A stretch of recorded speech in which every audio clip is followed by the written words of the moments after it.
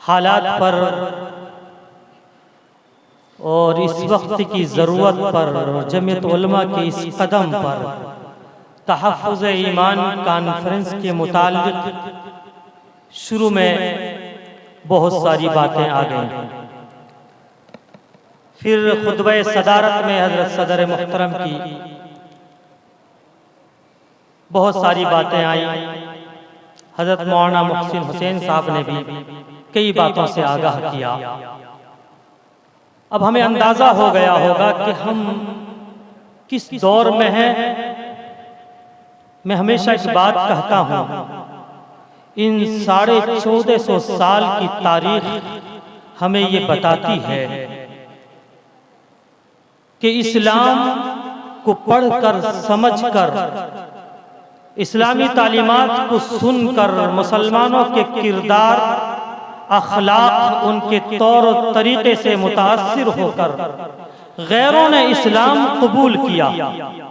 बदकिस्मती से हम ऐसे दौर में हैं जिस दौर में ईमान वाला, जिसको अल्लाह रब्बुल इज्जत ने कुरान मजीद में तकरीबन 81 मरतबा या अय्युहल्लज़ीना आमनू कहकर डायरेक्ट खिताब किया बगैर किसी वास्ते के।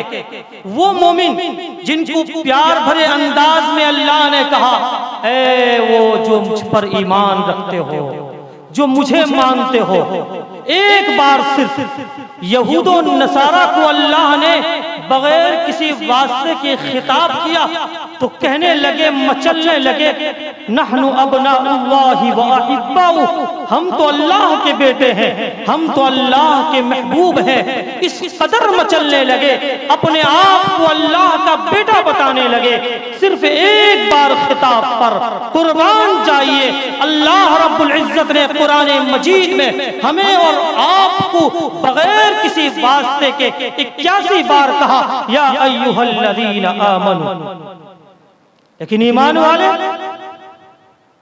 वाले जिनको प्यार भरे अंदाज में अल्लाह खिताब कर रहा है, वही ईमान वाला जिसका बाप मोमिन है, वही ईमान वाला जिसका बाप तहज्जुद गुजार है, मस्जिदों में आने का पाबंद है, उसकी बेटियां जवान होकर स्कूल और कॉलेजों के नाम पर, आला डिग्रियों के नाम पर वो किसी गैरों के हाथ को पकड़कर बआसानी अपना मजहब तब्दील कर लेती है और पूरे मोहल्ले वालों में सन्नाटा छा जाता है।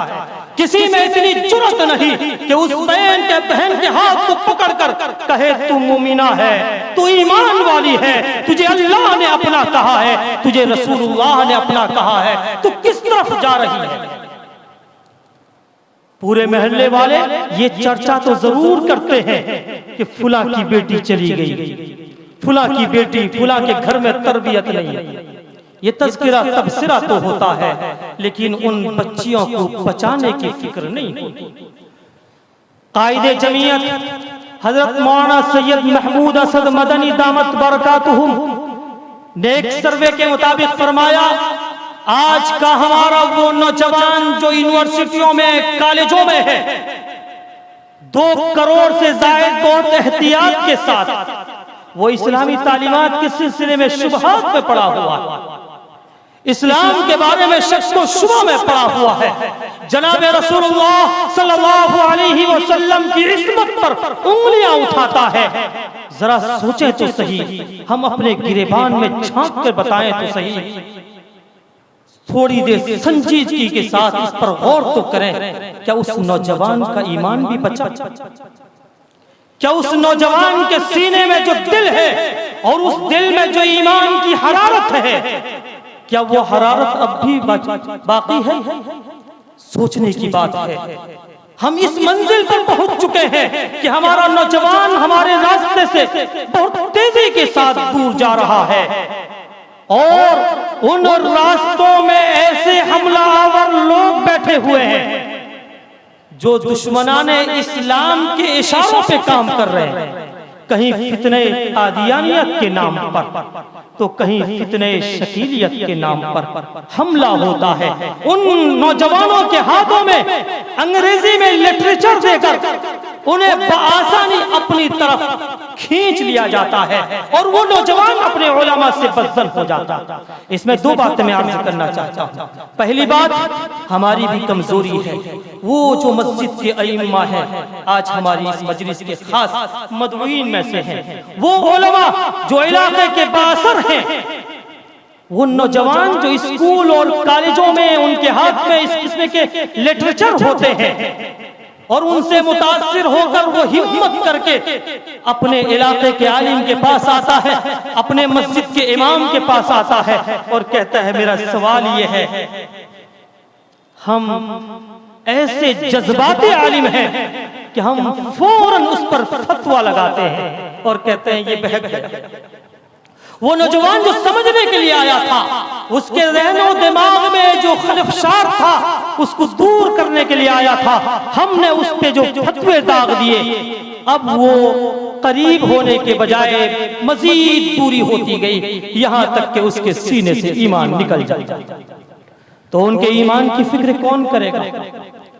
और वो तबका जो पूरी दुनिया में तालीम के नाम पर राज कर रहा है, उसने हमारे गांव में, महल्लों में, करियों में, शहरों में अपने स्कूल कायम किए और उन स्कूलों में ऐसा निजाम बनाया कि इनके पास वक्त ही न बचे दीनी तालीम या उलमा की सुहबत, ये वक्त ही न मिले। चुनांचे सुबह 6 बजे वो माँ जो कभी दिन 9 बजे उठती थी, आज अपने बच्चे की पढ़ाई की खातिर वो सुबह 5 बजे से तैयार हो जाती है। बच्चे को तैयार करके बाहर सड़कों पे आकर गाड़ी का इंतजार करती है और जब तक गाड़ी में बैठा न ले वो वापस नहीं जाती। बच्चा आता है 12 बजे, 1 बजे, फिर आराम का वक्त है, फिर ठीक 4 बजे ट्यूशन का वक्त है, मगरिब के बाद ट्यूशन का वक्त है। अब दीनी तालीम के लिए वक्त ही नहीं। इस सिलसिले में एक बात यह है, मदारिस वो उलमा इकराम जो स्टेज पर रौनक अफरोज हैं, आप देख रहे हैं, इनसे पूछें मदारिस की तालीम किस अंदाज में होती है। नहूमी से लेकर बुखारी शरीफ तक पढ़ाने वाले असातिज़ा और पढ़ने वाले वो तलबा जो हजारों लाखों की तादाद में है, उनके यहाँ ट्यूशन का कोई निजाम नहीं है। हालांकि इस तालीम में उस तालीम में जमीन और आसमान का फर्क है। एक मसला आ गया कि नबीज़े तवर से वजू जायज है कि नाजायज, हदीस है, इस पर रावी है, इस पर बहस है, फिर किस इमाम का क्या मसलक है, ये तमाम बहसें असातिज़ा इकराम अपने तलबा के सामने पेश करते हैं और तलबा बआसानी उन बातों को कैच करते हैं और फिर उन बातों को मगरिब के बाद, ऐशा के बाद अपने साथियों में नकल कर देते हैं। लेकिन वो वालिदैन जो अपने बच्चों को स्कूल की तालीम की फिक्र करते हैं और खूब बड़ी रकम, खतीर रकम उसमें खर्च करते हैं, क्या कभी उन्होंने स्कूल के मास्टरों से पूछा कि आपकी तालीम इतनी कमजोर क्यों है कि हमें अपने औलाद को ट्यूशन की जरूरत पड़ रही है? नहीं पूछा, पूछने की जरूरत भी नहीं। क्यों? इसलिए कि वो निकाल देंगे, वहां तो तालीम ही नहीं है।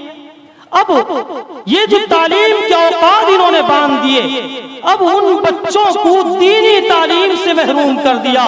कुर्बान जाइए अकाबिरीन जमीयत पर और खास तौर से कायदे जमीयत हजरत मौलाना सैयद महमूद असद मदनी दामत बरकातुहुम कि उन्होंने इस फिक्र को उजागर किया और एक ऐसी टीम तैयार की और एक निजाम तैयार किया। और वो टीम बेंगलोर की एक बड़ी उलमा इकराम की बड़ी टीम तैयार हुई और इस तंजीम के सरबराह सदर बावकार हजरत मौलाना मुफ्ती अबुल कासिम नौमानी साहब दामत बरकातुहुम मुहतमिम दारुल उलूम देवबंद को सुपुर्द किया गया और इसके जनरल सेक्रेटरी हजरत मौलाना मुफ्ती सलमान साहब मंसूरपुरी दामत बरकातुहुम को सुपुर्द किया गया। और इस तरह से ये निजाम चलाया कि बेंगलोर वालों ने एक निसाब तैयार किया और उम्मत से मांगा। जमीयत उलमा उम्मत से मांगती है सिर्फ 1 घंटा अपनी औलाद को दे दो। 23 घंटा दुनियावी तालीम में लगाओ, बनाओ, आला डिग्रियां दिलाओ, डॉक्टर बनाओ, इंजीनियर बनाओ, लेकिन जो दीन सबसे अहम है, जरूरी है, ईमान को बनाना सबसे जरूरी है। उस ईमान की खातिर आपसे 24 घंटे में 1 घंटा मांगा जाता है। अपनी औलाद का 1 घंटा दीजिए। उस 1 घंटे में जमीयत उलमा का दीनी तालीमी बोर्ड का ये निजाम अगर चल पड़े हमारी मस्जिदों में, और यहां से इंशाअल्लाह ये जो हमारी औलाद, ये हमारी जो नई नस्ल है, उस 1 घंटे में ईमान इस तरह से बन जाएगा, फिर वही बड़ा होकर वकील बनेगा, जज बनेगा, डॉक्टर बनेगा, इंजीनियर बनेगा। लेकिन याद रखें, ईमान बन गया होगा तो डॉक्टर बनकर डाकू नहीं बनेगा, वकील बनकर झूठा नहीं बनेगा, जज बनकर गलत फैसले नहीं सुनाएगा। ईमान बन गया होगा, अब वो इंजीनियर बनकर किसी को धोखा नहीं देगा, क्योंकि ईमान बन चुका है। जमीयत उलमा की यही कोशिश है कि महल्ला महल्ला तमाम मस्जिदों में ये निजाम कायम हो जाए, वो हमारी नई नस्ल आने वाली आलों का उनका ईमान बन जाए, और बहुत ज्यादा नहीं, सिर्फ 5 साल कोर्स